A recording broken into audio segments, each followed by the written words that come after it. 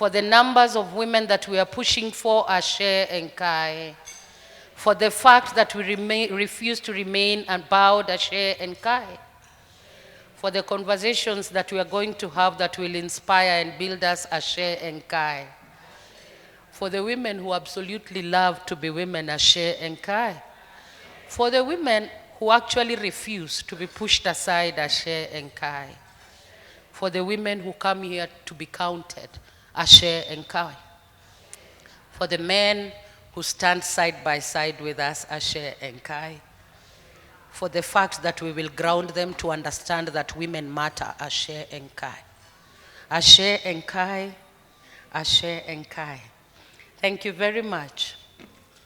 My name is Mildred Ngesa again. Thank you for the day 2 of this amazing inaugural conference, the Kenya National Statistics Conference. It's inaugural because the KNBS has never organized a national statistical conference. So we do stand on the pedestal of history, being people who are participating, delegates who are participating in this important conference.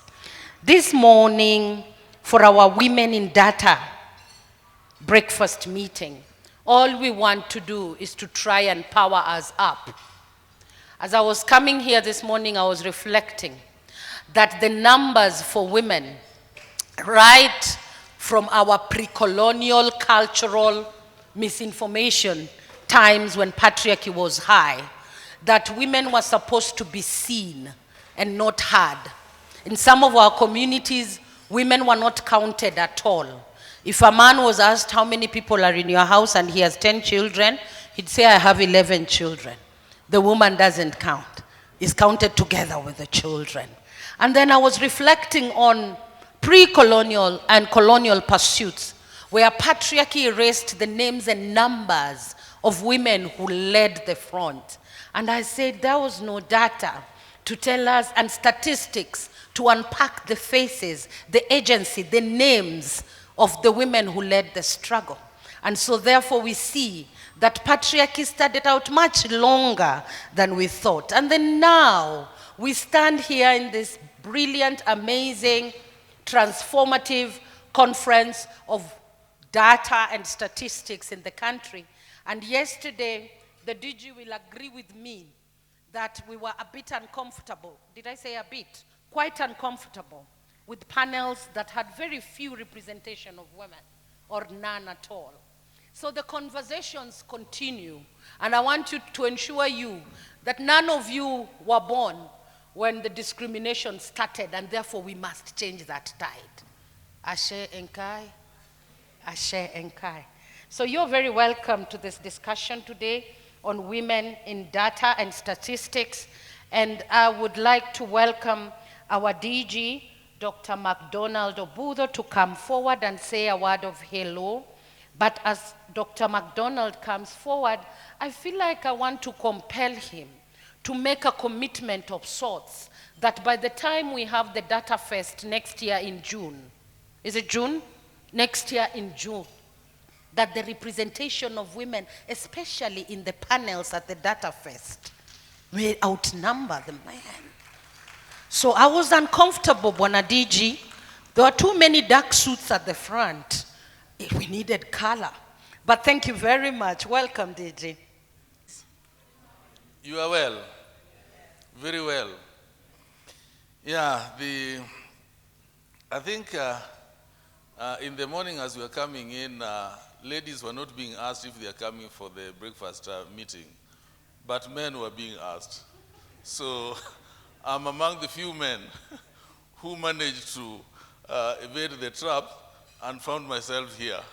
So to men in the house, say hi. Oh, our voices are very low, so we are very few. It is confirmed. Good. Yeah, really, I'm happy to be with you this morning, and I'm very happy that we have this event that focuses on the involvement of women in data. It is a powerful thing to appreciate. And for sure. I was told to make remarks, but I said no. Let it be done by a lady. Bureau has ladies. There is one thing that I have to tell you. It was very uncomfortable, as has been mentioned yesterday, that there was only, in one panel, there was only one lady. And 7 men. Yes, which then improved slightly later on. But there are also historical issues to listen to. In my class of 74, we only had one lady in our class. Yeah? Out of 74, we had one lady. And that one lady, we joined with her. We came with her to the bureau. Yeah? She left the bureau having attained the position of a director and went for higher assignments. So currently, she's working for the ADB. Yeah. So now getting more around my age to sit here with the background of statistics, you can imagine how the kind of struggle that we'll be having. Hello, hello. We are together. I'm aware that University of Nairobi at one time reached out to us to give reasons as to why ladies are not rising to the decision-making level. And the concern was about economists and statisticians. And I think Rosemary is here, of course, at a high level in the Bureau. Rosemary, I engaged you on that. You remember? I engaged you on that because then they wanted to hear from economists, women economists, to give why ladies are not rising. The first version of it is because of the background, the small numbers that we had earlier. But the space has seriously changed. We are now having a number of ladies, and I can confirm that in our recruitment, we have more ladies coming in than men. And that is how we are changing that landscape. And this is something that we are responsible for, and we are doing it. Records will show that now we have a number of young ladies joining the service from the university to be part of us. And we are doing much better than it was before. So at least something is happening. It is something that will not happen within a single year. It is a gradual process, but we are committed to ensure that the space is more open to ladies so that what we might regard as historical injustice is made better. That is the space we are in. Yeah, so I told you that I was not going to make any remarks. Mine was just to greet you and ensure, in fact, I've been ordered to make a commitment. You've heard the order. I've been ordered to declare that come next year, these are how many months down the line? 7 months down the line. That whenever we'll be having panels here, there will be more women than men. That will happen. And you'll judge me 7 months later that it will be happening. So it is something that I'll keep focus on as we are compiling our list, dealing with panels, doing all that kind of a thing. In fact, in some letters, we'll be saying preferably a woman when we'll be making requests. I think that will make it better. Have I not dealt with the order? Yes, you have. Thank you so much, and I wish you the very best. I'm part of you. I'll not run away from this because I'm one person who is also trying to empower women. Most of the time, and Joshua will tell you, I've been engaged by UN Women in dealing with matters related to this, and I've done that one at the international stage, and so be assured that I'm one person who was converted a long time ago. I also have boys and girls at home. And I can see the performance of my girls against the performance of my boys. And I can see how close my girls are to me than my boys. And as I'm aging, I'm taking comfort that my girls will keep on calling me other than my boys. Yeah, I have two guys. I have two boys, two girls. And they are in an order where we have girl, boy, boy. They are in that order. And I can see how things are going. Yeah? So I can't let women down. No, not on this. Thank you. Thank you very much. And yes, I am showing up for service for next year to actually make sure that this happens. Another round of applause, really, to that commitment. Thank you. May I welcome the Director of Corporate Services, KNBS, Dr. Jane Weru, to actually give us her opening remarks. Thank you, Dr. Weru. Dr. Weru was amongst the first people in this room when there was no one. She paid attention to the timelines and was extremely punctual. Welcome. Good morning, everyone. I'm delighted to be here. Remind me of that you're telling us to say. Ashe Enkai. Okay, my name is Jane, as it has been said by our dear lady here. Allow me to make very short opening remarks for this forum. The DG has decided to, I don't want to say to ambush me, but it has been a tradition that somehow ladies wait until they are called upon to say something. But thank you so much, DG, for that consideration. Ladies and gentlemen, distinguished guests, colleagues, and friends, good morning and welcome to this important breakfast meeting on women in data and statistics within the Kenya data ecosystem. It is both an honor and a joy to open today's conversation. At KNBS, we recognize that data is not just numbers. It is the story of our nation, the evidence that guides our decisions, and the foundation upon which we build inclusive development. Yet for data to truly serve society, it must reflect the diversity of voices and experiences that shape our nation. So today we are gathered here to shine a spotlight on women, but as producers, both as producers and users of statistics. Women are central to our communities, our economy, and our governance structures. Their perspectives enrich the quality of data, and their leadership strengthens the integrity of our statistical system. Ladies and gentlemen, this meeting is more than a networking opportunity. It is a call for action. We must ask ourselves, how do we ensure that women are not only counted in our statistics, but also empowered to lead in the data ecosystem? How do we build pathways for mentorship, innovation, and visibility for women statisticians, data scientists, and policy influencers? How do we embed gender-sensitive approaches in every stage of data production, analysis, and dissemination? And as I was talking to my colleague this morning, and she was giving me her story of how she was required to undertake certain assignments, sometimes to drive all the way to Muranga. She has a small baby, and that raised a challenge on how are we supposed to ensure that we take the front seat as women as much as we have other duties to do in the house.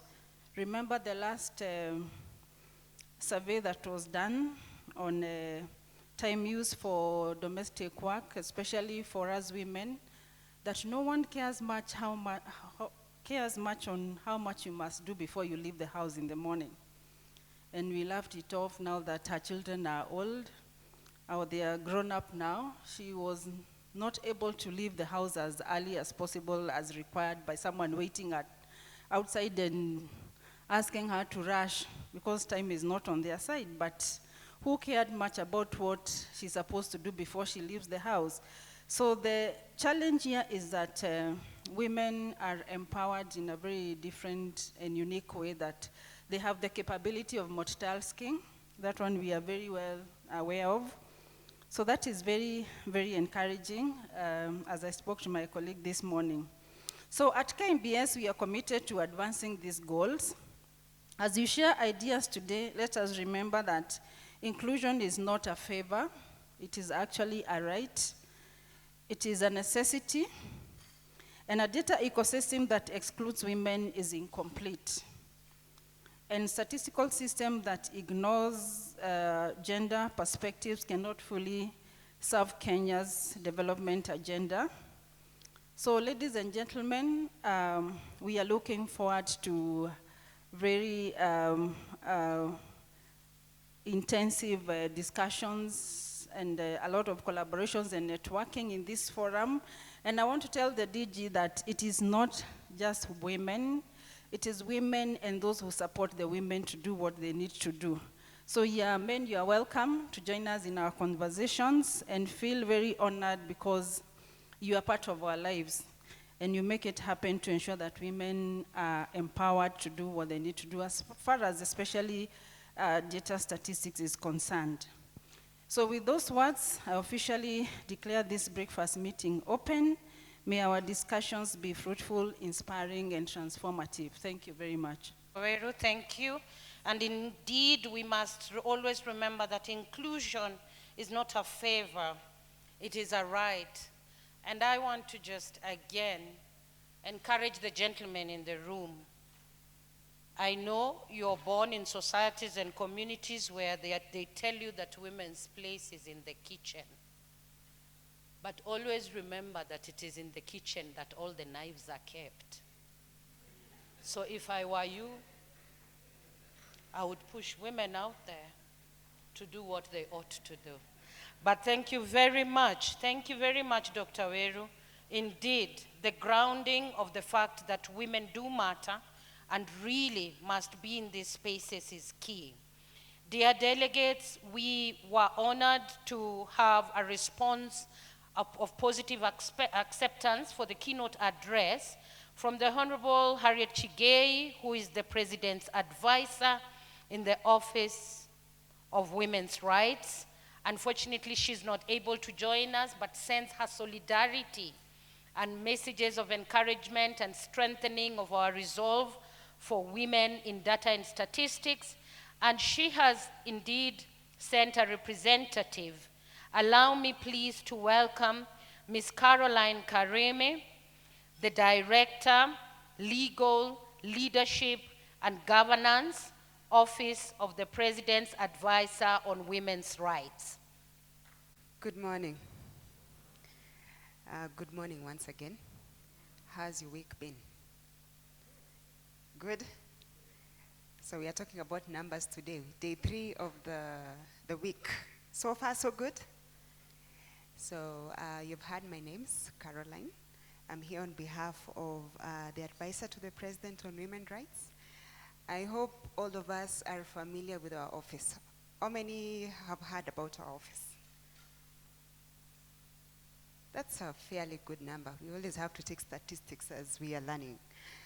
So I think as we talk about having women in the right spaces, at the forefront of that is our president. And his need to understand what it is that women need and what he can do to ensure that happens is what informed his decision to create this office. Because this is the first time we are having an office of this kind in Kenya.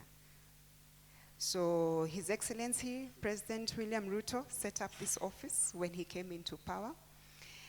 And beyond that, he ensured that there's a women's charter. How many of us have looked at the women's charter or are familiar with it? Are you aware there's a charter that speaks specifically just to women? So the charter outlines the key pertinent issues that we need to take into consideration as a country to move it forward. And one of them is women in leadership. how to get the right number of women into leadership. Kenya, we have our law on 2/3. Not more than 2/3 of any position in cabinet or in appointive positions are supposed to be of the same gender. So we have our spaces as women, and our office is very keen, and we thank you so much, Bwana DG, for Dr. Oboda, actually. I see it's a PhD. So thank you so much for inviting our office. We are really honored to be here. And we are saying to KNBS, please, when you get the statistics, ensure that we get them, because that is how Honorable Harriet Chigai is able to advise the president that this is how the numbers are looking. This is the story behind the numbers, because you have heard numbers are not enough. So kindly accept her greetings and her apologies for not being here today, but for sure her heart is with you here today. And I will be delivering her speech. So I will go right into it. Dr. George Oboda, DG, KNBS, distinguished guests, women leaders, policymakers, partners in development, young trailblazers in data and statistics. Good morning. Today we are gathered here to affirm that numbers and women count.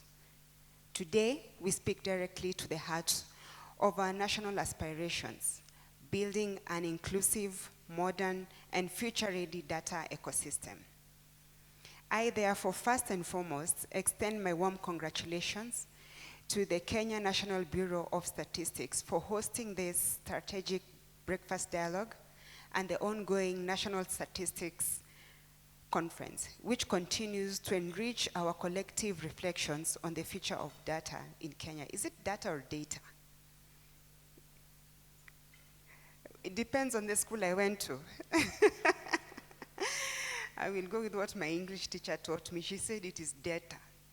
So we all recognize that data is the backbone of national development. It guides how we allocate resources, protect vulnerable populations, strengthen service delivery, and shape long-term policy and development priorities. Kenya data ecosystem is rapidly modernizing with advancements in digital systems, geospatial capabilities, data governance, and technological innovation led by KNBS. But modernization without inclusion is incomplete. Innovation without women leaves immense potential untapped. We must also acknowledge a stark reality. Despite the growth of data-driven roles, women remain underrepresented in data, science, analytics, and AI. Globally, women account for only 26% of data science roles, according to recent industry diversity reports. Some studies show that women occupy just 30% of data analytics and data-oriented roles, and in some data teams, up to 10% have no female representation at all. According to workforce data from Revelio Labs, only 39% of data and analytics and AI roles are held by women, and this share has actually declined over the past decade.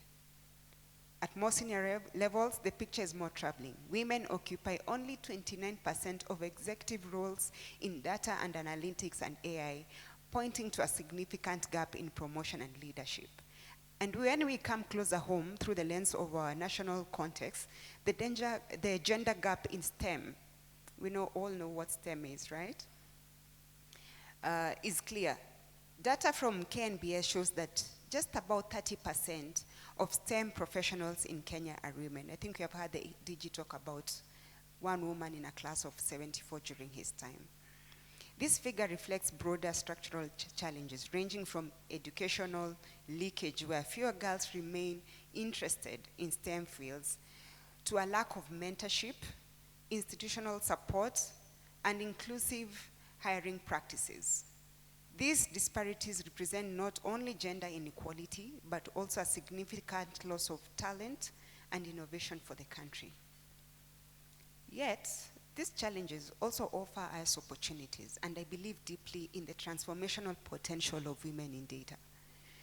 As we approach the 16 days of activism against gender-based violence, the urgency of strengthening accurate, centralized, and gender-responsive data systems becomes even more clear. Without reliable, disaggregated, and accessible data, our ability to prevent violence, design responsive interventions, and allocate resources effectively remains limited.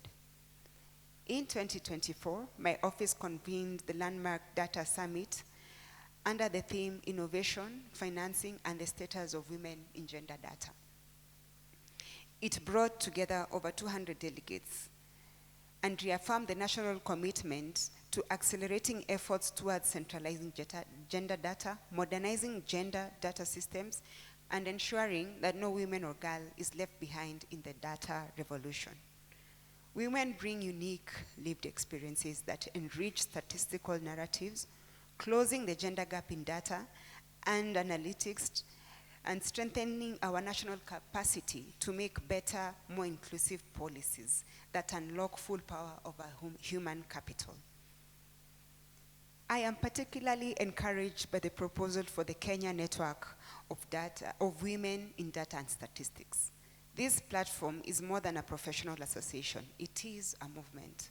It is designed to champion women's leadership across national statistical systems, to mentor and support emerging data professionals, and to influence decision-making across government, academia, civil society, and the private sector. Most importantly, this network will build and sustain a pipeline of girls and young women poised to become the next generation of statisticians, data scientists, geospatial analysts, and AI innovators. I reaffirm our commitment to supporting gender-responsive statistical systems that reflect the lived realities of the Kenyan women and girls. To all women in this room, your presence is powerful.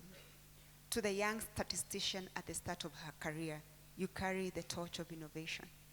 To the senior experts whose work has shaped our institutions, your legacy forms the foundation on which we build.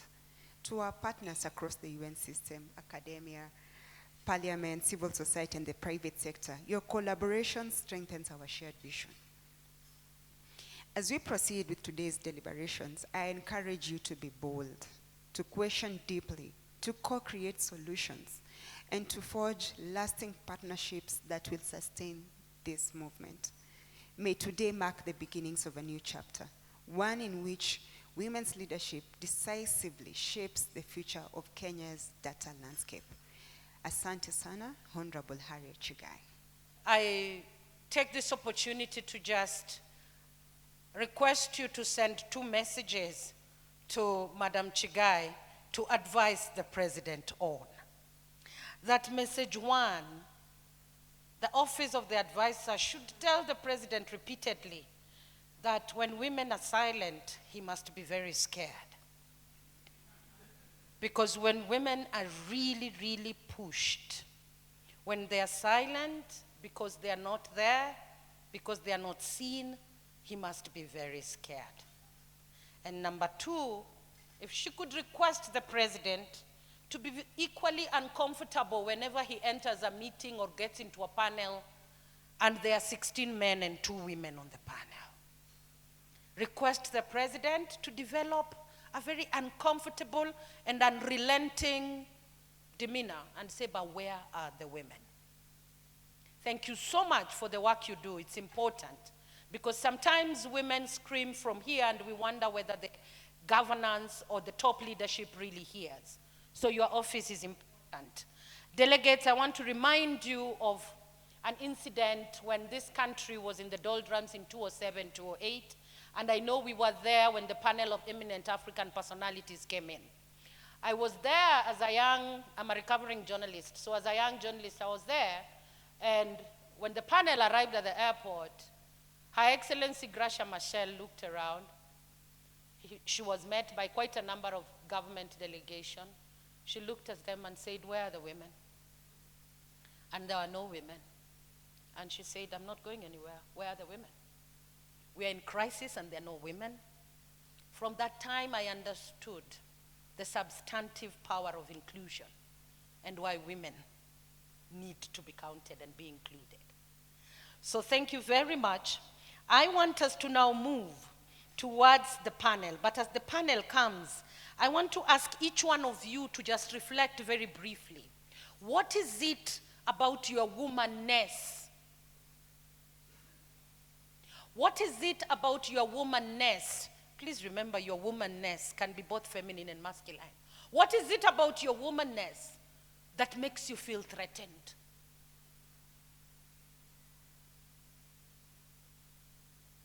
Ladies, can I ask again?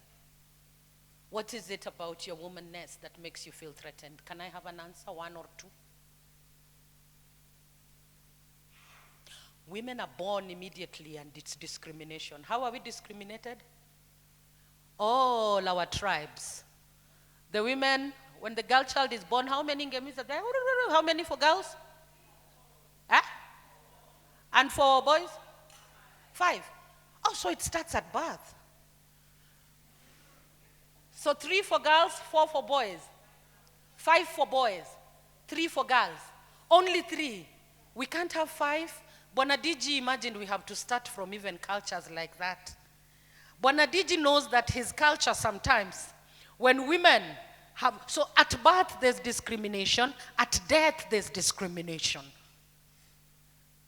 Because it is never a straight road for where a woman ought to be buried. Do you understand why our work is cut out for us? That we cannot pose. Thank you very much. I want to now welcome, do you want to answer that question about what threatens your womanness? Helen, yes? Helen, what threatens your womanness? Could you shout from the corner, Miss Helen Apila?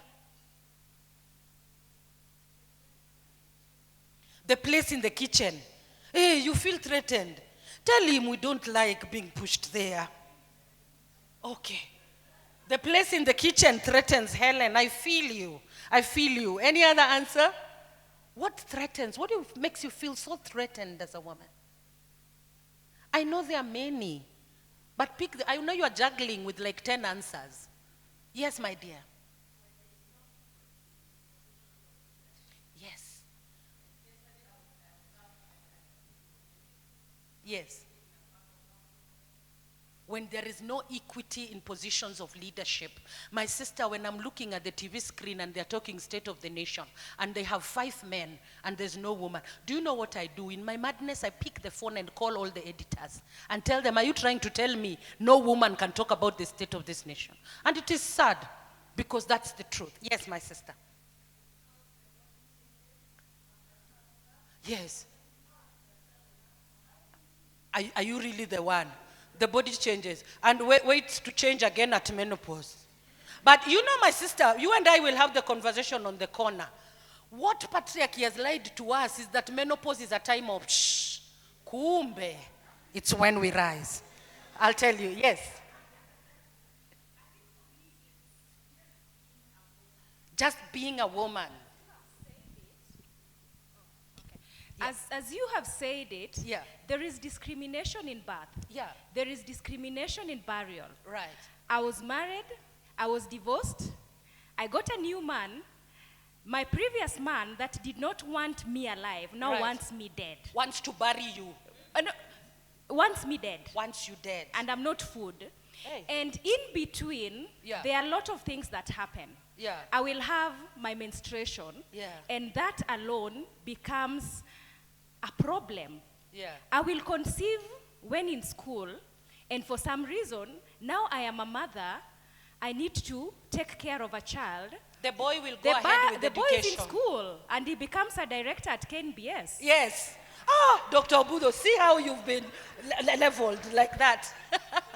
Thank you. Thank you. It's the reality of discrimination is true. And it is deeply entrenched. And we must really be uncomfortable when the numbers don't add up. We must. I'll take a last one. Yes, my sister Beatrice. I Yes. refuse to be derailed. We refuse. Yes. Uh-huh. So I'm saying that what threatens me and other women is Yeah. when we see the political alignments. Yeah. We know political parties Yeah. belong to the hierarchy, the women are conspicuously missing. Yeah. Then when the coalitions are being formed Yeah. and alignments, the women are conspicuously missing. Yeah. That's Yeah, it, it it scares worries us. us. It worries us. We say we are 52%, we are the electorate, we put them in there, but women are not there. Please, beloved delegates, allow me to move with the program. See how important these conversations are. But allow me to move with the program as we keep talking and invite the panel, because that's the next session. May I call upon Ms. Rosemary Bowen to come forward, the Acting Director, Population and Social Statistics at KNBS. Welcome. May I call Mr. Joshua Musimi, the UN Women Representative. Mr. Joshua Musimi, please come forward. Thank you, sir. May I call upon Ms. Lynette Kwamboka, the Director, Data and Digital Transformation, Data Science Limited. Welcome, Ms. Lynette. And then Ms. Esther Mutui, a young female statistician, School of Statisticians. This statistic word has given me problems with the spaces in my teeth. You're welcome. Welcome, Ms. Esther Mutui. And our discussant today is Ms. Winnie Karanu, the Director, Skills Development, Microsoft. Ms. Winnie, thank you very much. Thank you. Ms. Winnie, I'm tempted to request that she can, as I proceed with the questions, and then we can take that up. Thank you very much. Please take my seat so that I can do the questions and then call you in as our discussant. Thank you, Ms. Winnie. Thank you very much, panelists. I know very well, I will shoot directly. I know very well that Ms. Esther Mutui thinks that I will ask her last because she's the youngest. Actually, no.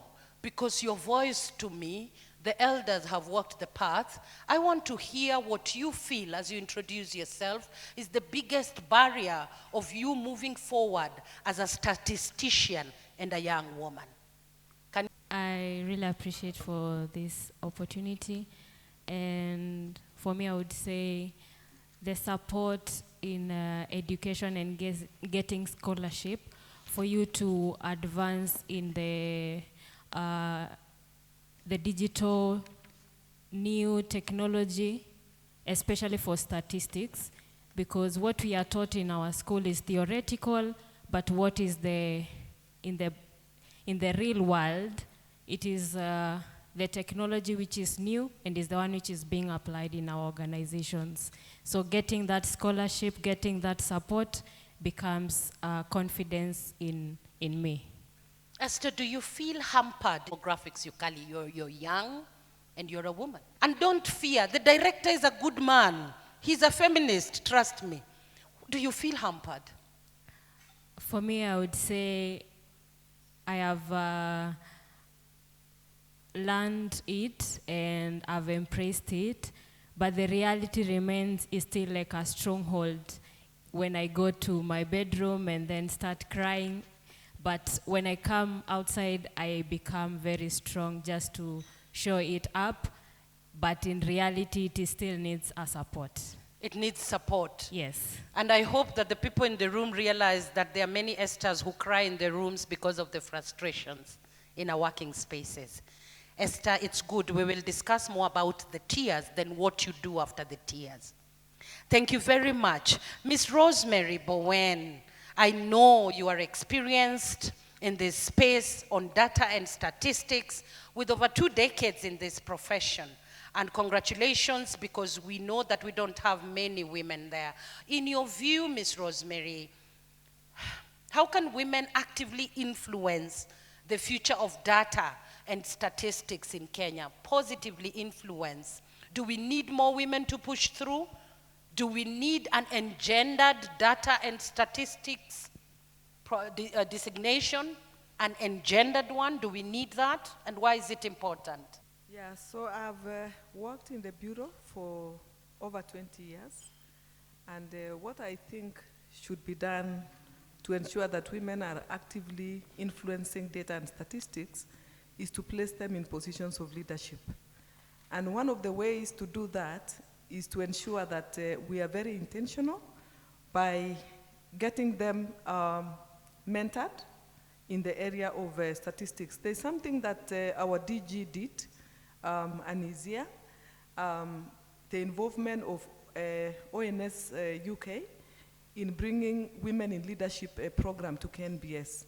And we had training for women at high level and also the entry level, which really has helped even to ensure that there is positive leadership,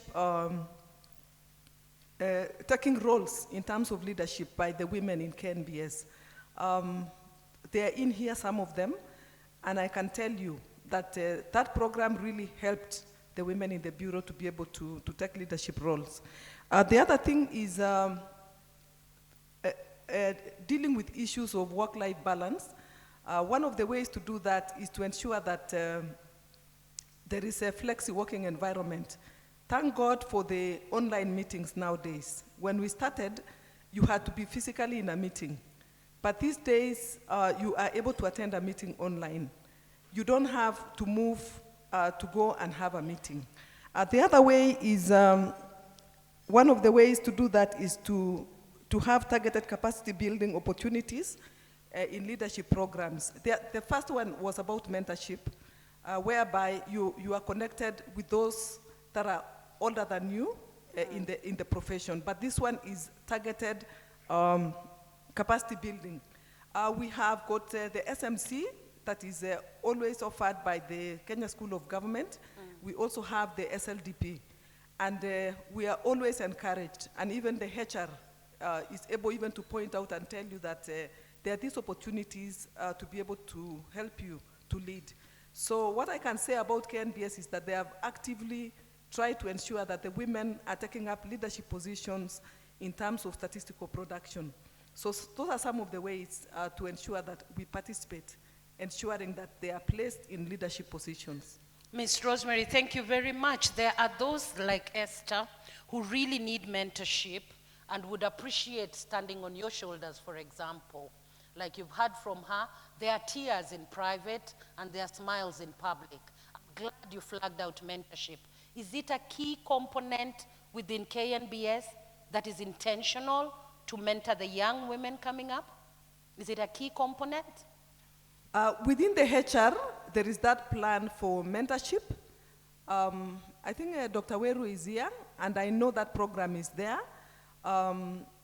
It is not yet prominent, but there is that plan in the Bureau. So the fact that even the management is thinking about it is really a big milestone, because I remember when we came many years ago, you could go to a boardroom and you are scared. It's like, is it right for me to be here? Because it used to be full of men. But today, things have changed. And no wonder our HR is thinking about that mentorship program. And they have gone all out to ensure that we have opportunities. Thank you. Thank you very much. I come to you, Ms. Lynette. Why do you think that women ought to be adequately represented, especially in platforms of AI?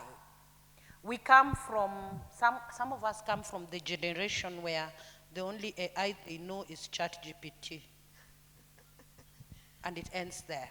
But why do you feel that women need to be ably, progressively represented in this field when it comes to data and statistics? Thank you very much. I like to argue that women are the biggest users of AI systems and platforms and products and tools. Think about ChatGPT, think about the filters that you use on TikTok, on Instagram. You know, women tend to do a lot of typing and writing, so think about, you know, the recommendations that your Word document gives you. Women are the biggest users, but the smallest in terms of number representation, developers of AI systems. So there's the question of use and there's the question of developing and contribution. I like to give the example of an issue that I think you've been very passionate about this morning, representation in panels. And I say the men around us see women every day. Every day, DJ Obudo will see his daughters and his wife, you know, around us we see women, but even with seeing women every day, we forget to put them on panels, right? Now think about a student in Stanford, in MIT, who graduates and go and works at OpenAI. This student will most likely be a man, will most likely be white, right? Now, think about that person and why they should remember that a woman exists, but most of all, why they should remember that a black woman in Kenya exists, because they don't see those people every day. So if the people that see us every day can forget to represent us, how can we have expectation that the people who don't see us will have our best interest and represent us?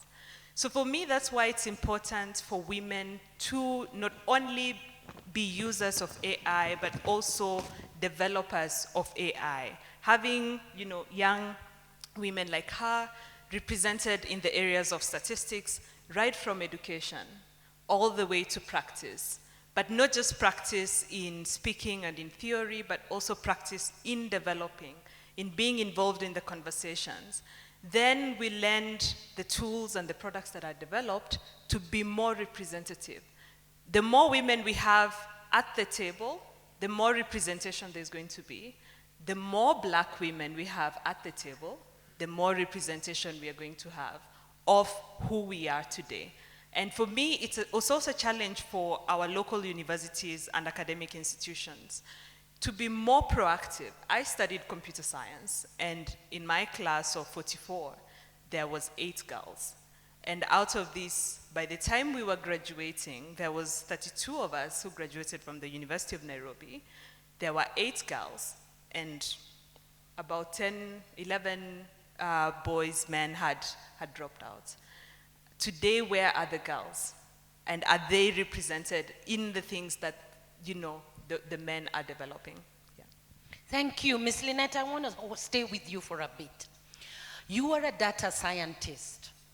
I'm happy you've mentioned GPS, only for me to learn that it was discovered by a woman, and the woman had been invisibilized. Also, you know that when you go on GPS, it's a woman who directs you. You are traveling to your village, and a woman somewhere in New York is telling you, turn right into Shamahoho, a place she's never been. You must know that in the technology field, in the AI field, there's quite a lot that women generate, but they are being invisibilized. I know that in your space as a data scientist, there is a lot that women come up with, but it's never attributed to women. How many of us have been in a meeting where you have brought out a point, and then a gentleman sitting next to you repeats the same point and owns it? Hey, but men, you are ambitious. They repeat the same point and they own it without apologies. So that invisibilization, I'm worried about women in tech. I'm worried about women in AI. I am convinced that a lot of what we are seeing in AI has actually been generated by women, but they are invisibilized. What are your thoughts? Has anyone watched a movie called Hidden Figures? Hidden Figures? Yeah, Hidden Figures, no. Where it is actually women who wrote the algorithms that sent the rockets up to space. To them? Yeah. And we sent them. In fact, the history of the word computer was women who did the computing and the data and the numbers were called computers. So, and the women themselves are the ones who are called computers. It was the women. See, we are even computers and we were never told. So when I say I'm a computer scientist, it's, yes. But to be a bit serious with that, generally, as you said, women tend to be very good with numbers. And when you study statistics, anyone who went to the University of Nairobi, that is in Chiromo where all the sciences are studied. Statistics is in the Department of Mathematics. And that is a science. But for some reason, we have been convinced that women are not good in sciences. And it starts with that. It's conditioning, really. Yeah. And because of that, then women get left behind. Yeah. But there's also the fact that women rarely speak up for themselves. You know, we fear and we don't put out the points that we want to put out. And it's also because sometimes we don't get the stages to be able to do that. Yeah. The one thing that I hold very dear and I like to say, and how we can change this and how I think we should change this, is if there's anyone in here who has children, and especially girls, let's try to make our children scientists. Some of them are going to be DJs, that's fine. And some of them are going to be, you know, influencers on social media, and that's okay. Yeah. But at the very minimum, as parents, I have 2 children, let us try to aim for our children to become scientists. Right. Because you cannot work in the data space effectively, especially from a technical point, or the mathematics space, or the data science space, or the computing space, if you did not study physics. Just as simple as that. Yeah. And if in high school you miss that, then your path becomes different. That's not to say that a journalist, for instance, cannot be in technology, or someone who studied agriculture, or, you know. But then if we start at that point, we might have a critical mass of people. In the University of Berkeley, I think, for the first time about 3 years ago, there was 51% women studying computer science and 49% men. And this is not a call to replace men, not at all. It is a call to try and equalize the numbers and the representation of people who are thinking about these critical things, like statistics, like numbers, because these things are very important. And if you don't have representation of women, you're not representing about 50% of the population. Right. Thank you. Very important points there. Mr. Joshua Musimi, you are in good company. We are very generous with this panel, Mr. Joshua, you see. So now, I know you are a honorary feminist. You understand and you live it. And we appreciate that because we need that. Joshua, what do you think are the major gaps that are existing to move from data about women to robust data by women? Data about women to data by women. Thank you. And for the purpose of the audience, I would like to say that speaking last, and you are warning that we'll be repeating words that have been used before here, because the topic we are discussing, all of us are talking about the same thing, and therefore, in 1 or 2 times, I will have to use words used by my fellow panelists. Yeah. Yes, let me go to the question you asked me. Like you've been saying, my name is Joshua Musimi, working for UN Women, and I'm in charge of gender statistics. And therefore, the numbers we are talking about, data about women, yes, that's where I prefer. And I'm one of the added supporter of the Leaving No One Behind.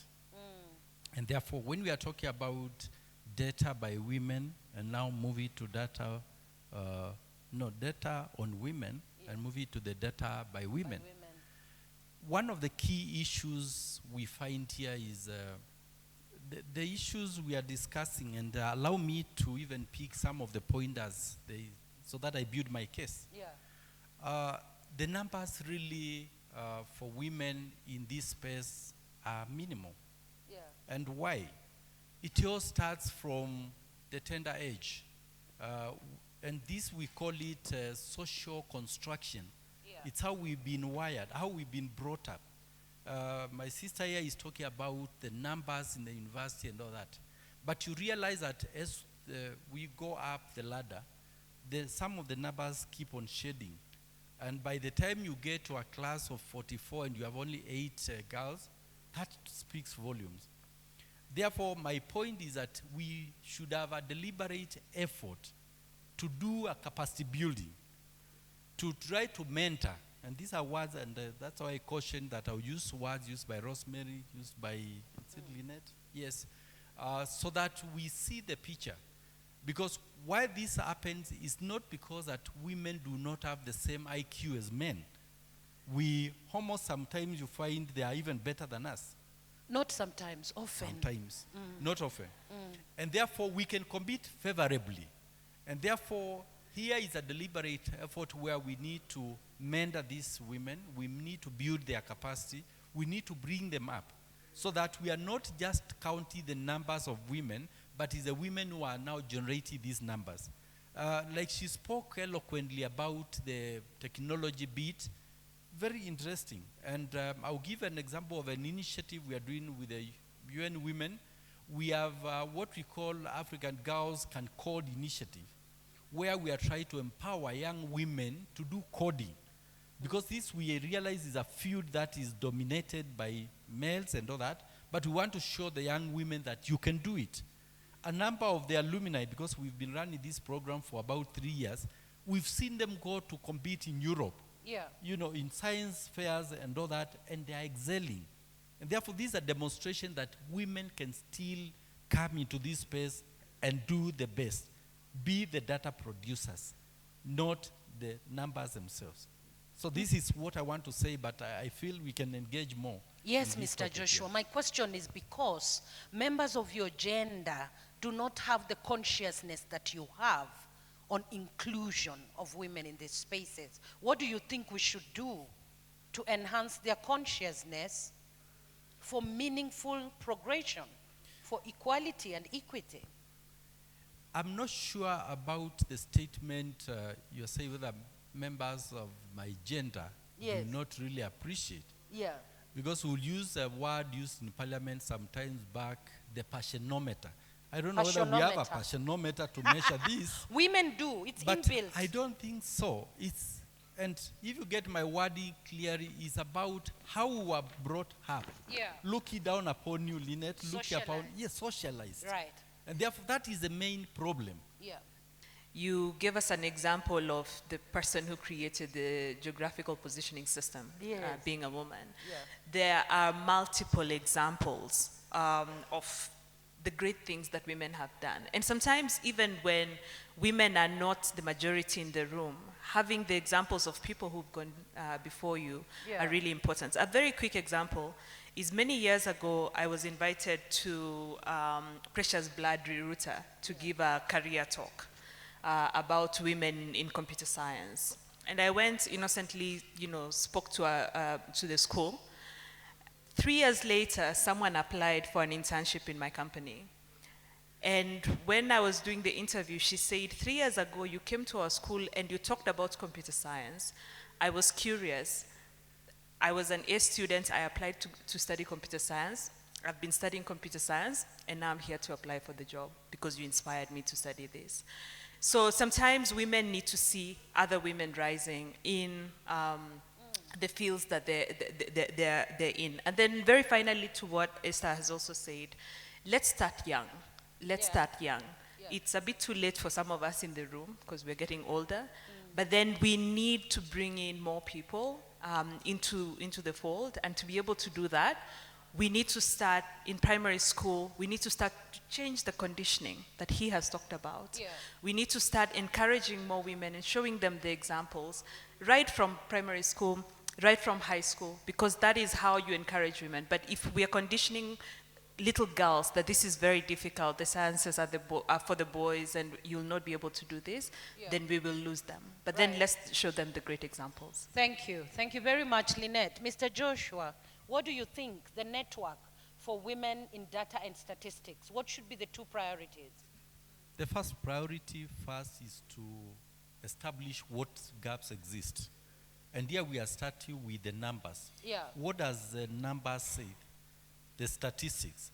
Can we be able to get the gender, can I say the gender or gendered or sex disaggregated data to establish how far are we below the level? I mean, from the average. Yeah.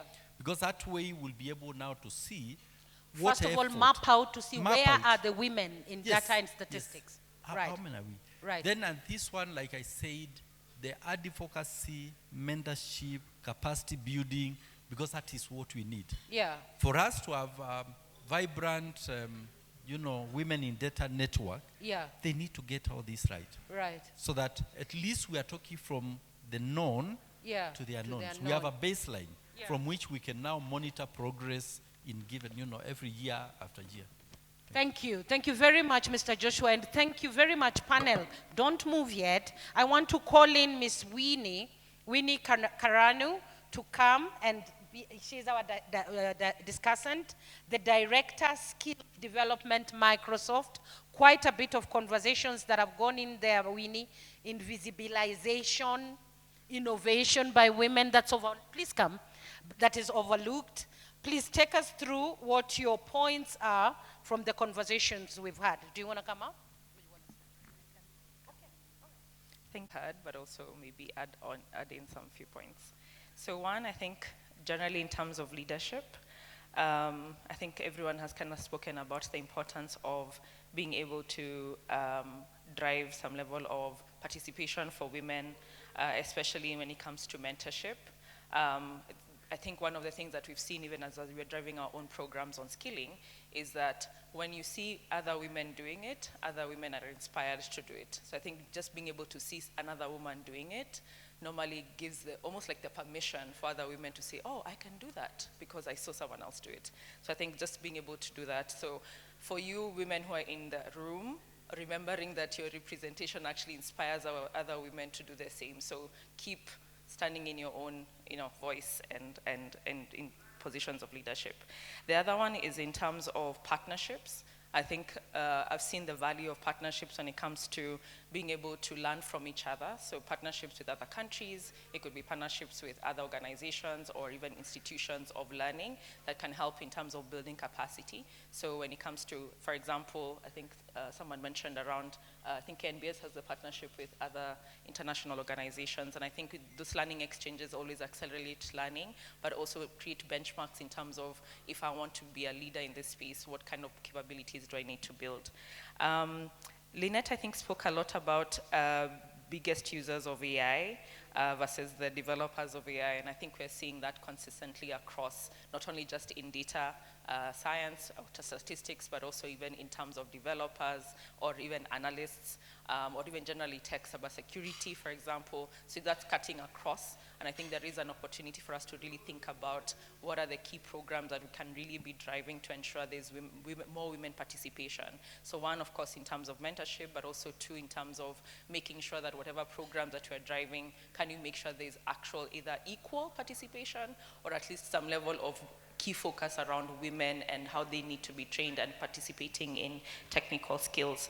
So nurturing women from a young age and being able to ensure we can consistently build more scientists in the ecosystem or in society. And I think one of the other things that also we've noticed as we drive programs, I think there's a real need for researchers, developers, data scientists, cybersecurity professionals, cloud engineers, analysts. Right now we have an Africa Development Center in Kenya, and it has more than 600 engineers, and still the participation is still the same thing. The data represents the 20 to 30%, and there's still a lot of work to be done around how do we ensure that we can have more, and that goes all the way back to our educational system and how we're encouraging more women to participate in STEM courses, like what most of the panelists said, but also in terms of making sure that we can really accelerate and excite women when it comes to them being able. I used to do, actually when I was in undergrad, I was doing mathematics, double mathematics and economics, and someone just told me, why are you making your life hard? Why don't you just do economics and communication? And I literally changed it to communication because no one really was encouraging me to do differently, right? And I think for me at the end of the day, it's like, as long as you pass, you get your degree, you move on, and now later on I regret it. Now I have to go back and do statistics again. So, yeah. So I think that's something to always think about in terms of how do we make sure we help support. I think what also is super exciting, I think it's around the networks. The networks are always a great way to make sure that we can support each other, but also have a concerted effort around how we ensure we can nurture talent, advocate, and I'm a real advocate for making sure that we can consistently speak about the things that are key concerns. I think what we're realizing is the more you speak, and the more people listen, I think men are actually starting to recognize that they need more women in spaces that, especially in technology. And so I love the idea of mapping and being able to understand what are we dealing with in terms of actual capacity in the country, and then being able to think about how do we ensure that we can now start advocating, putting in the right systems and processes to ensure that we can actually encourage more women in the space. And maybe to finalize, so I am the AI Skills Director at Microsoft, and my focus is actually building capacity for everyone to be able to participate in the AI economy. So if you're kind of thinking about taking part in those skill set, but also getting certified and getting trained, we do have a lot of programs available for you to be able to do so at no cost, right? So you can literally get to, from data science, or from basic, digital literacy all the way to becoming an engineer for free. So feel free to reach out to me. We have something called the AI Skills Navigator, .com, that actually you can get all the content and resources available. And if you do need any support, reach out to me on LinkedIn. Thank you. Thank you very much. Is it only for young people, or the other recovering young people can also be there? Everyone. Thank you very much. You'll hear from me. Thank you very much. I want to give you the parting shot very quickly from what Winnie has just talked about. They say that maths, data, statistics is not for women. What would you tell the young women when they're told you can't do maths? Leave it, forget it. Very quickly. I would say one thing, that data is our real lifestyle. It's like our worship to us. So we better embrace it to full capacity. Yeah. It's in our DNA. Yes. Yeah, okay. Yes, Joshua, what would you say to that patriarchal lie? That women can't count, can't do statistics, can't do maths? I think it's the right time we changed our mindset. And like some of the speakers say, that we need to cultivate that culture, encourage the young people growing. I've had a lot of challenge even in my own. I have 2 children, both of them are scientists, but I had a rough time trying to encourage them to do mathematics. None of them took statistics like I did and all that. They went on to chemistry, biology and all that. But they were like, maths is a no-go zone, which is now, because I knew they have the potential, they can do it, but they say no. So here it's party short is for all of us, to encourage, try to build that change of mind. And one of the things would be, like Lynette said earlier, if we can try to change the narrative from the grassroots, as the children go to school, as they grow up. I know there has been efforts to talk about the STEM, the sciences, technology and mathematics, but you find still that does not sink. So we should do more. We should do more. Lynette, it's maths are a no-go zone for women and girls. I think for me, it is the words that my father said to my brother actually many years ago when he tried to stop me from changing a light bulb. And he said, she can do whatever she wants to do, and she's not limited because she's a girl. And this is to actually maybe speak more about the role of men in the decisions that women, When take. he said that, it gave you the oomph. Oh, I remember those words almost every week. Lynette, you can do whatever you want because you are not disabled because you're a girl. And for me, thank you. Right. And for me, it's men, especially fathers, have that role to play in little girls' and lives to encourage them. Because I don't know, daughters in the room can attest to this. When you know your father has your back, you are unstoppable. So men, you still have a very big role. Right. Thank you, Lynette. Rosemary, what do you think? Statistics, no-go zone for women and girls? What do we tell them? I think what I would say is that already as a woman that has done statistics, it is easy to communicate to girls and to tell them that I'm a living example. Yeah. I have one in my house, my daughter. Yes. So she just decided she's doing maths because I am working in the statistics office.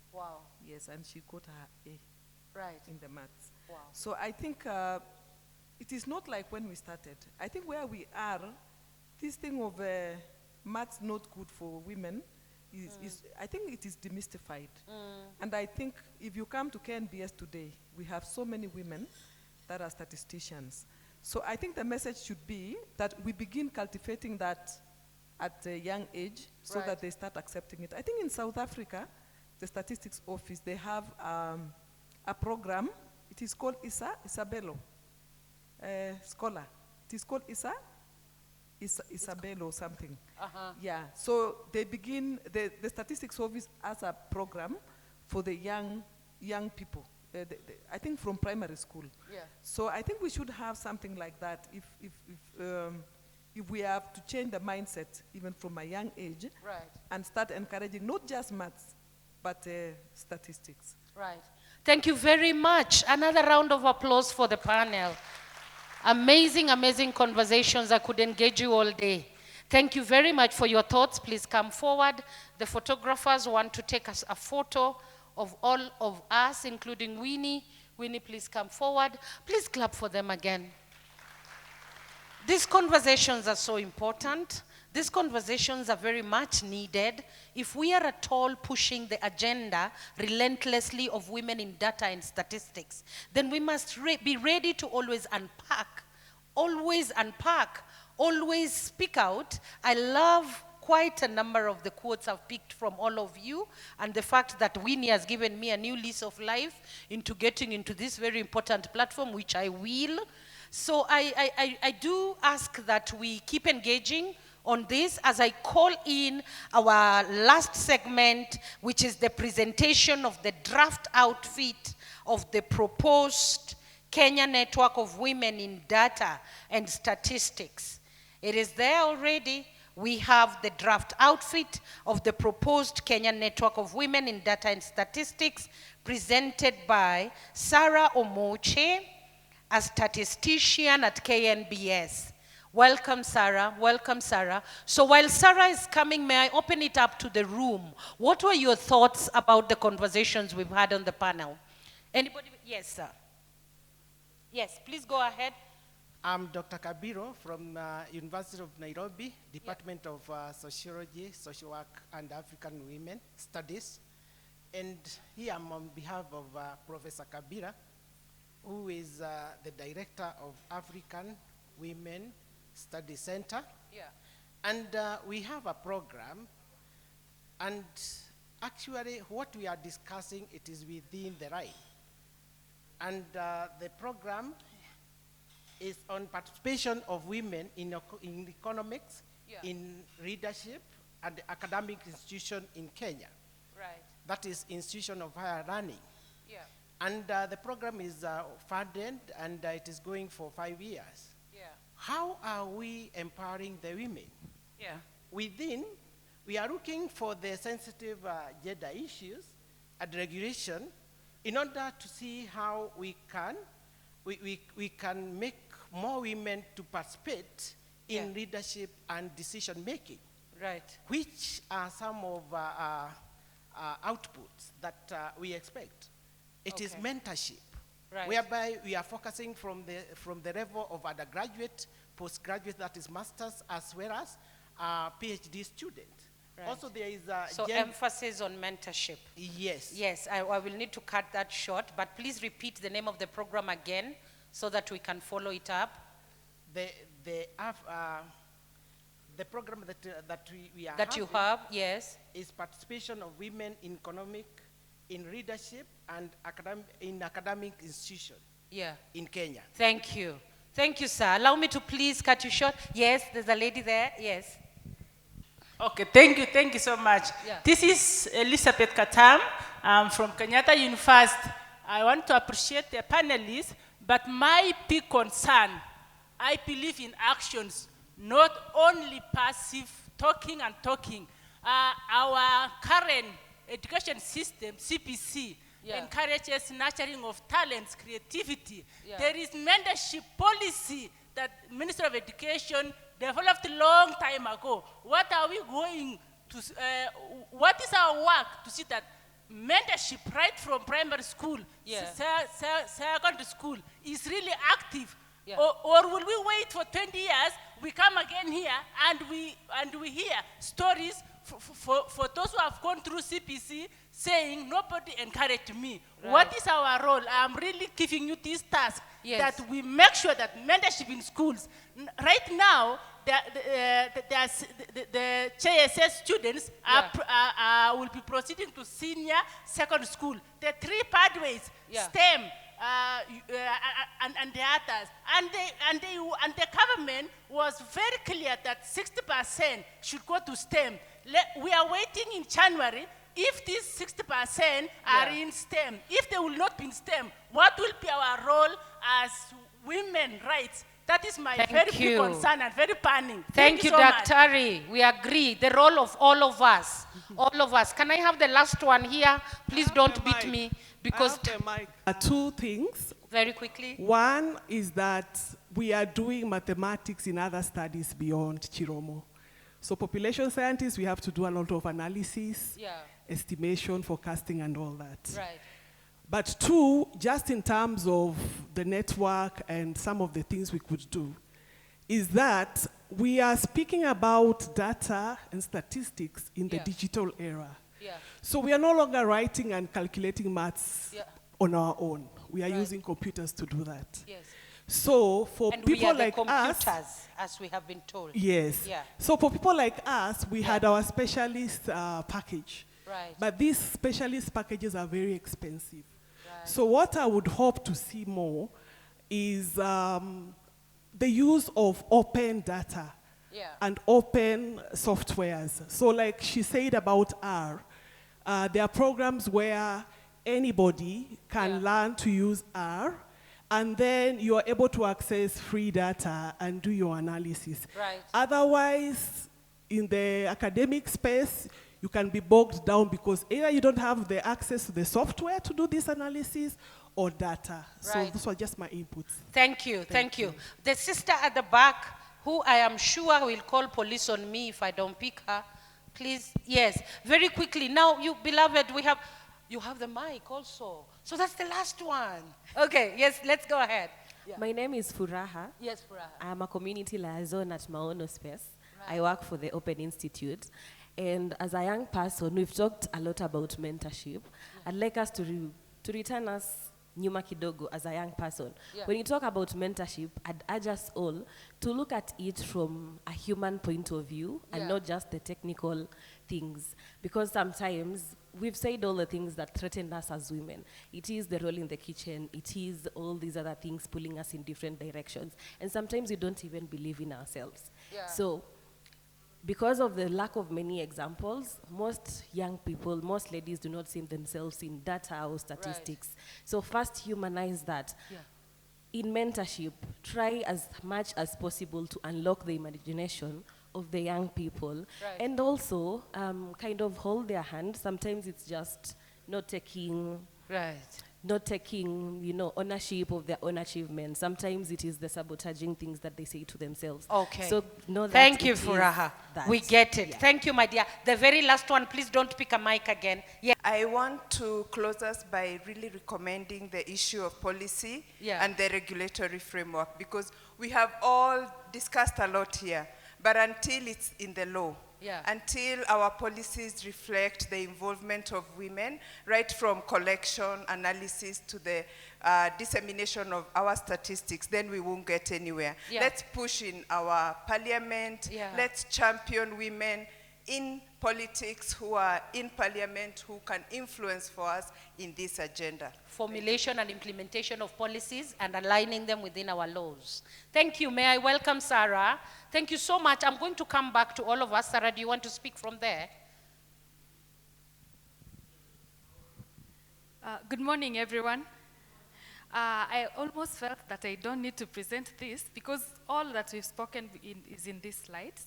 So I'm going to move quickly on how we want the network to look like by starting to give a background of where it began.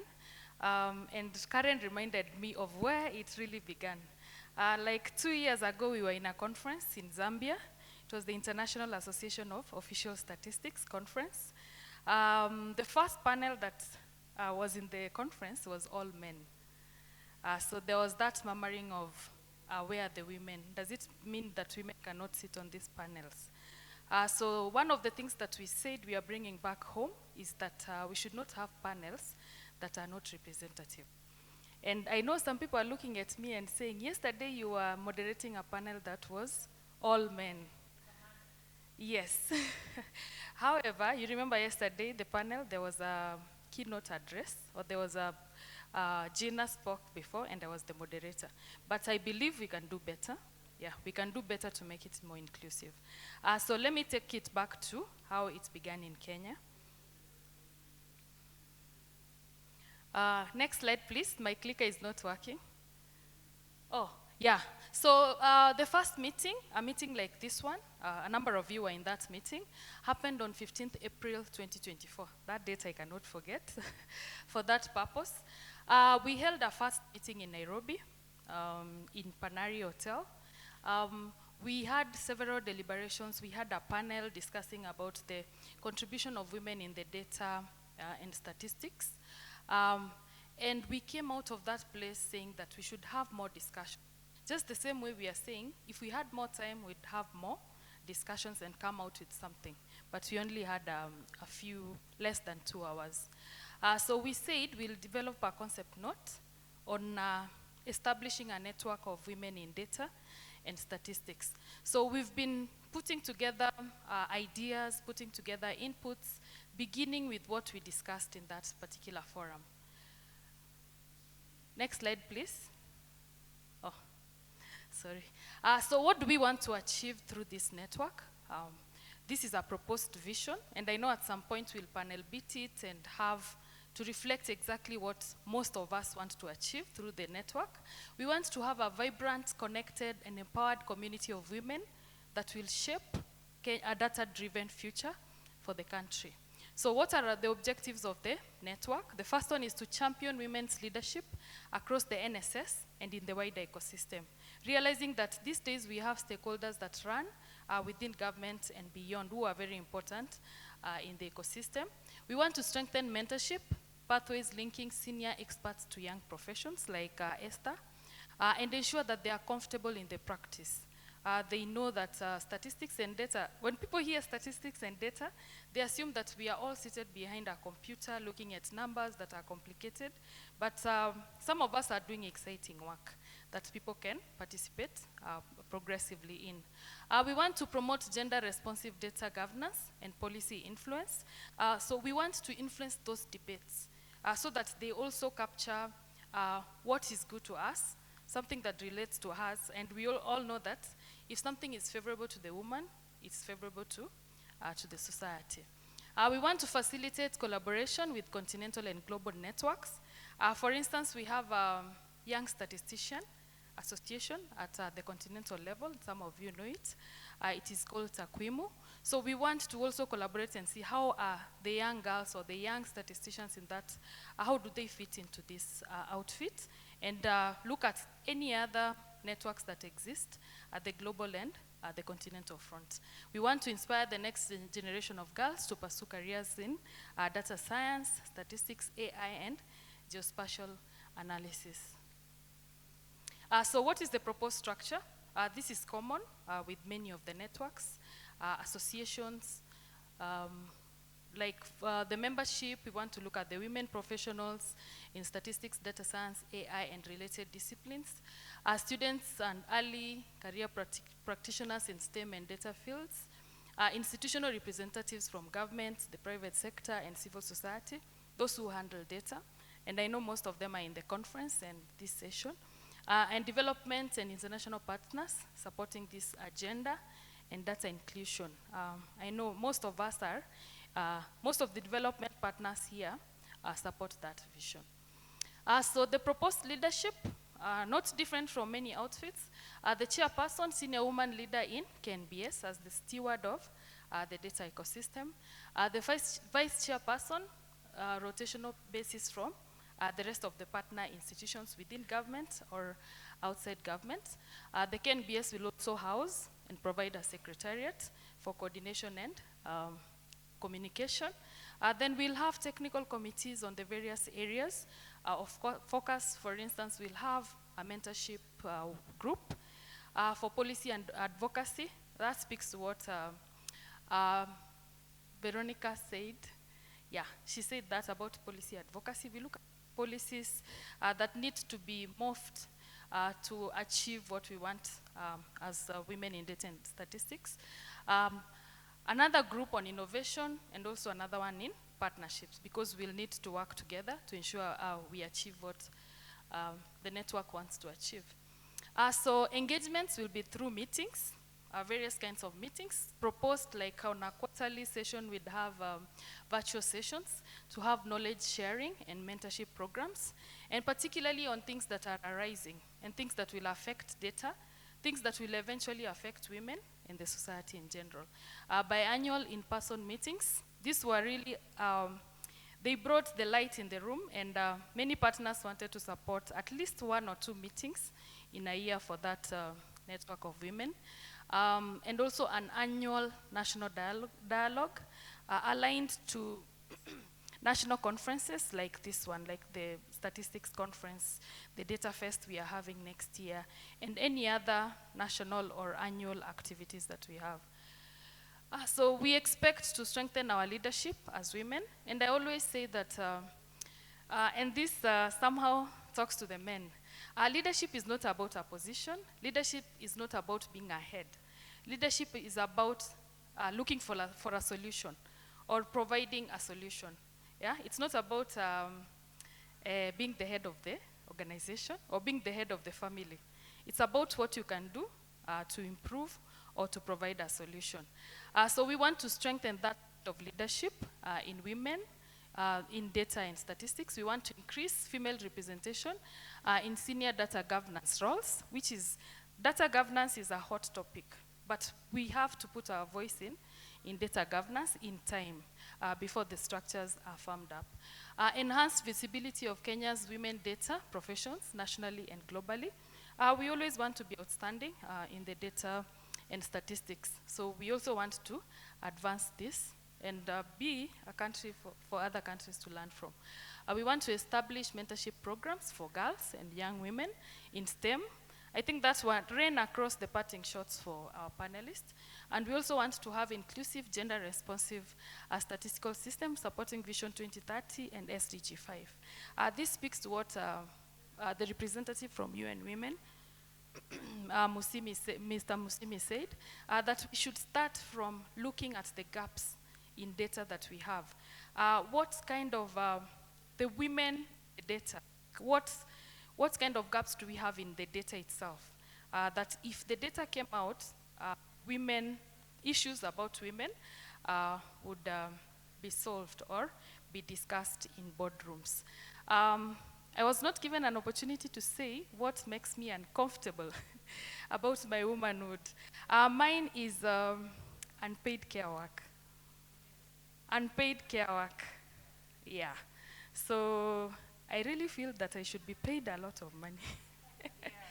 Yeah, and the fact that many of us have people who are taking care of our families, our children, or our households, but we usually undervalue that because we cannot do that. Yeah. If you are left to do that for 1 week, it would be a different story. So that is what makes me uncomfortable. I wish it was better that at least we get closer to being compensated for the unpaid care work that is invisible. Thank you. Thank you. Thank you very much. Please, the vision is clear, and it looks like we have really thought through this. Do we have 2 or 3 additions that we want to put in for the network from what Sarah has presented? So I will quickly open for 1, 2, and 3. Okay, 1, 2, 3. Let's hear it. Yes. I appreciate this. It is really great, and it's also great to know that there is such a network. In the leadership section, yes. I think we left capacity building. Yeah. Yeah.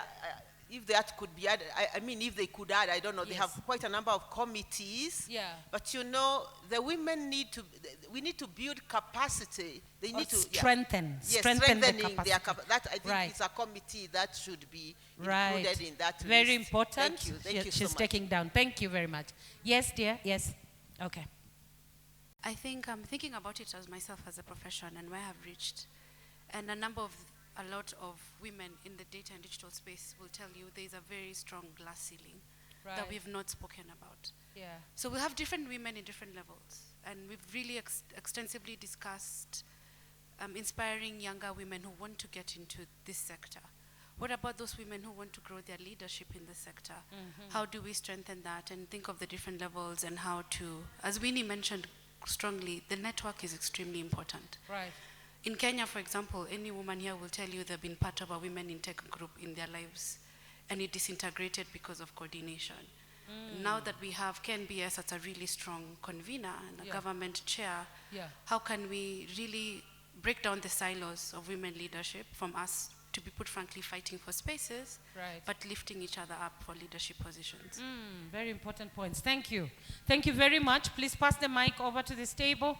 Thank you very much. You've said something that is so true. Sometimes women reach a point where they're not allowed to go any higher. Yeah, over here, please. Oh, you got a mic. Thanks. I got a All mic. right, Thank okay. you. Yeah. So I'm Jenna Slotin. I'm the interim CEO of the Global Partnership. Thank you. And thank you very much to Sarah for this presentation and all the panelists for their remarks. It is true, Sarah's quite right. I did have the opportunity to give the keynote address before the Manel yesterday, Yes. so that was great. Yes. I want to pick up on a few points on policy advocacy and build upon what Charlene just said, because one thing we haven't spoken about this morning is about the way in which women are really truly involved in decision making. So we've spoken about women in leadership, but even if you're in a leadership position, you may not get into the room where it happens. And in order to be in the room where it happens and to influence decision making, I think women also need mentorship and support to build their confidence and their ability to be persuasive and to know when to speak up and to know how to build relationships and influence policy. So on the one hand, we need to have broader campaigning style advocacy to influence the policy frameworks, but to really change the way that decisions are made, women also need support. Even women in leadership positions need support and solidarity to get into the rooms where those decisions are being made and to make sure that they are articulating their viewpoints and bringing those perspectives. And so I encourage the network to also be thinking about those leadership and influencing skills and building the confidence of young women. So important, because sometimes we assume that when we are already in the boardroom, that's it. We have to understand the dynamics of making decisions and being heard and being substantive enough to be heard. I absolutely agree with you. Thank you. Thank you. I know we are taking note. Yes, please. Okay, thank you so much. My name is Anunshata from Henet, and I'm talking from a point of a young person, and I'll go straight to the technical committee. I feel like we are talking about women, but in women, we have people with different needs. Because I'm looking at people with disability. Who is that person who will be in the table, just raising their needs? Just even if we are including them in the data and statistic, who is that young woman or a woman who will be talking on behalf of people with disability? And also, I hope this goes just beyond the boardroom talk and just reaching the community, because most of young people, and I'm talking as a young person who was raised in the community, I was a mathematician, but that one, I got confusion when I was joining university, because for me, I knew when you're doing anything science, then you have to do medicine, you have to do nursing. But no one told me about statistics, no one told me about data. And if someone has told me earlier, then I could be a big statistician. Yeah, so I hope they'll also go back to the community, work with young people. Yeah, so thank you. The very last comment comes from her. Thank you. Very last one. Yes, please. I just wanted to add that in our network, we need to find a way of reinforcing our gains. From, I think one of our speakers mentioned that there were 8 in class of computer science? Yeah. how I wish we could know where the other 7 are. Are they still where they were? Are they still practicing what they already? Do we have a mechanism of maintaining the ones that are already up? Or Right. are we losing while we are looking for more? Right. Thank you very much. Thank you, thank you, thank you. Okay. Just the, to the, one the comment. boy child will say Yes, I am please. overlooking. Yes, please go ahead for Very 30 good. seconds. And give me a chance to stand, Yes. because I'm a lecturer. I prefer always being Yes. on my feet. Yeah. And men, blessed are we among all these ladies today. Now, I'm happy I'm speaking almost last. Yeah. Comment number 1, it's a challenge to all of us. Mentorship, it's not something institutional. It's you and you, myself, go out there, make the intention to hold that lady, that young professional to where she's supposed to be. I have a team of 25 in data science at Strathmore University, and 80% are ladies. Not because they are ladies, because they are good. So I don't play that card. Thank you for that making I'm that looking at a lady. No. Yes. I look for professionals. So Get Esther it. is one of my students. Yes. She did not join because she's a lady. Yeah. She's fantastic. She's good But at I'm it. happy to mentor her. She's in the Smart Fellow group that I have at Strathmore. Yeah. Point number 2, somebody mentioned about leadership. It comes at a cost. Right. At Strathmore University, we have 2 programs for women directors, women leadership. They're so expensive. Partners in the room, that network will need a fund, a pot of money that can develop these women to access those expensive training. Right. So please, it is you and me Yeah. to go out there intentionally, do the mentorship. Right. Don't wait for an institution to do it for you. Thank you. Thank you very much. Thank you. I want to hand over the mic now to Sarah again to wrap up this breakfast meeting. And as she comes over, I want to say this and emphasize this. You may or may not be aware, but the feminine power is rising, and you have been chosen to be in this period. So the feminine cannot bow. We know that whether we like it or not, that is it. And it is the truth. And the power that we can only have is to dig deep and see where is our power, how do we rise? Because we are actually coming up to solve issues, and we are already up. Thank you very much for being very good, attentive audiences for the last 2 hours. My boss, who is my co-moderator, Davis, is looking at me badly. I think we overshoot the time by over an hour. But we want to welcome you from here to go to the next room as we continue with our day 2 of our conferencing today. Thank you very much. And I say again, Ashe Enkai. Thank you.